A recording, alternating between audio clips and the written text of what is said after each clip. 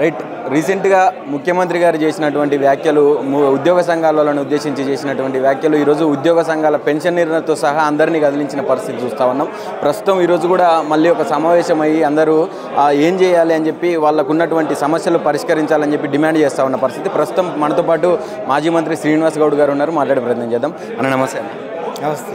ఏం చెప్తారన్న, అసలు ఎట్లా చూస్తారు వాస్తవానికి రేవంత్ రెడ్డి గారు ఒక భావోద్వేగానికి గురై మాట్లాడినట్టుగా కనిపిస్తూ ఉన్నది? ఏం చేస్తారు, నన్ను కోసుక తింటారా, వండుకొని తింటారా, ఏం చేసినా ఈ 18,500 కోట్లు తప్ప ఎక్కువ లేవు అని చెప్పి చెప్తా ఉన్నారు. ఏకీభవిస్తున్నారా అన్న ఈ మాటలు?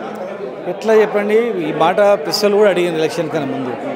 మీరు ఇన్ని హామీలు ఇస్తారు కదా, ఎట్లా నెరవేరుస్తారని చెప్పేసి. అరే మాకు పరిపాలన మీద అవగాహన ఉంది, మాకు చాలా పట్టు ఉంది, ఇన్కమ్ ఎంత ఉందో మాకు తెలుసు, ధనిక రాష్ట్రం ఇది, ఇట్లా ఈజీగా ఇస్తామని అన్నారు. అవి అదర్ డిమాండ్స్ గురించి. ఇదేమో ఉద్యోగులేమో వాళ్ళ డబ్బులు వాళ్ళకు ఎవరి మంత్ దాచిపెట్టిన డబ్బులు వాళ్ళకి వాపస్ చేయడం రిటైర్డ్ ఎంప్లాయీస్కి. డిఏలు అనేటివి వాళ్ళు ఏదో ఇచ్చింది కాదు, అది బిచ్చం చేసినట్లు కాదు. ధరలకు అనుగుణంగా కేంద్రము డిఏలు ప్రకటిస్తే ఇమ్మీడియట్ రాష్ట్ర ప్రభుత్వాలు ప్రకటించాలి. వాళ్ళ డబ్బులు వాళ్ళకి ఇవ్వాల్సిందంటే పనిచేసిన దానికి. ఇవాళ ఏదో ఫ్రీగా ఇస్తున్నట్లు మా దగ్గర లేవు ఇవ్వలేనంటే వాడు ఎక్కడ పోవాలి? రిటైర్డ్ అయిన ఎంప్లాయీ చచ్చిపోవాలన్నా? ఇవాళ గవర్నమెంట్ హాస్పిటల్లో పరిస్థితి గోళీలు లేవు. ప్రైవేట్ హాస్పిటల్ పోవడానికి ఈహెచ్ఎస్ కార్డ్స్ ఉన్నాయి. పోతే వాళ్ళని దొంగలను చూసినట్టు చూస్తున్నారు ప్రైవేట్ హాస్పిటల్. దీనికి ట్రీట్మెంట్ చేసే పైసలు రావు గవర్నమెంట్ నుంచి, ఎట్లా వచ్చింది రా అని చూసే పరిస్థితి ఉందన్నమాట.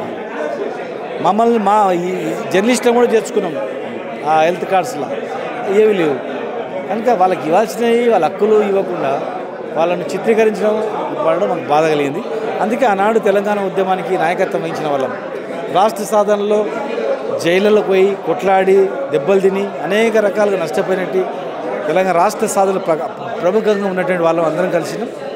మనం చాలామంది ఉద్యోగుల నుంచి వచ్చిన వాళ్ళు ఉన్నారు కనుక మన ఉద్యోగులను అట్లా మాట్లాడితే ఎట్లా, మనం కూడా సపోర్ట్ ఉండాలి. మనం సపోర్ట్ ఉన్నాము డైరెక్ట్గా లేకపోయినా కానీ వీళ్ళు వెనకాల శక్తులు ఉన్నారు, పార్టీలు ఉన్నాయని చెప్తారు.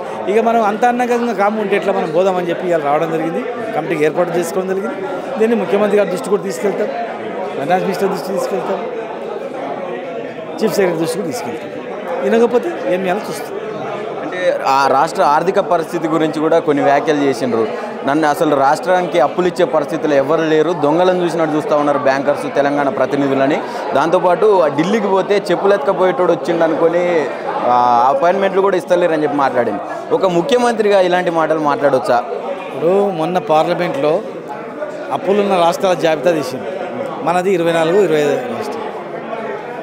మరి మనది ఎంత చివరి కింద ఉంది, తక్కువ అప్పులు ఉన్నది. ఎందుకు అప్పులు ఇవ్వరు చెప్పండి? ఇక మరి వాళ్ళే చెప్పాలి, ముఖ్యమంత్రి స్థాయిలో వాళ్ళని చూసి ఇస్తలేరేమో, వాళ్ళే చెప్పాలి కదా. మేము తెచ్చిన ఆనాడు గవర్నమెంట్ తెచ్చిన అప్పులకు సూచించడానికి కనిపిస్తున్నాయి. ఇంటింటికి నీళ్ళు ఇచ్చినాం, నల్లా హాస్పిటల్ బాగు చేసినాం, కట్టినాం, మెడికల్ కాలేజ్ పెట్టినాం, స్కూళ్ళు కట్టినాం, రోడ్లు వేసినాం, ఫ్రీ కరెంట్ ఇచ్చినాం, రైతులకు రైతు బంధు ఇచ్చినాం, పంటలు పెంచినాం, నీళ్ళు తెచ్చినాం, సాగునీరు తెచ్చి ఉన్నాయి. పెట్టుబడి అది. ఇవాళ మీరు 1,50,000 కోట్లు ఎక్కడ పోయినాయి, ఎవరికి ఇచ్చారు, ఏమో లెక్కలేదు, ఒక స్కీమ్ లేదు. ఉల్టా ఎంప్లాయీస్ మీరు ఏదో దోసుక తింటున్నారు అంటే అట్లా మాట్లాడడం అనేది బాధ కలిగింది. అందుకే ఈ కమిటీ తదుపరి కార్యక్రమం మీకు చెప్తాం. ఇది ఇచ్చినటువంటి హామీలు ఏవైతే ఉన్నాయో ఎంప్లాయీస్కి వాళ్ళ హక్కు, అది వాళ్ళకు వచ్చే డబ్బులను ఇస్తానో తప్ప ఫ్రీగా ₹1 కూడా వాళ్ళు ప్రభుత్వం నుంచి అడగట్లేదు. వాళ్ళకి రావాల్సినటువంటి ఏదైతే జీతభత్యాలు ఉన్నాయో పెండింగ్లో ఉన్నటువంటి వాటిని వాళ్ళు అడుగుతూ ఉన్నారు. వాటిని ఇవ్వకుండా మీరు ఫ్రీగా ఇస్తున్నట్టు రేవంత్ రెడ్డి గారు చేసిన వ్యాఖ్యలు అనేది తీవ్రంగా ఖండిస్తున్నాం. ఖచ్చితంగా దీనికోసం ఎంతవరకన్నా పోతాం. మేము లేకున్నా కూడా ఉద్యోగ సంఘాల వెనుక బీఆర్ఎస్ ప్రభుత్వం ఉండి నడిపిస్తుంది అన్న కారణంగానే ఇక మేము అంత పేరు పడ్డాక మేమెందుకు ఉండాలని చెప్పి మేము ముందుకు వచ్చినాం. మేము వాళ్ళకు వెన్నుదన్న ఉండి నడిపించే ప్రయత్నం అయితే ఖచ్చితంగా చేస్తామని చెప్పి కూడా మాజీ మంత్రి శ్రీనివాస్ గౌడ్ చెప్తా ఉన్న పరిస్థితి. కెమెరా పర్సన్ రాఘవేంద్రతో నవీన్, ఆద్య టీవీ, హైదరాబాద్.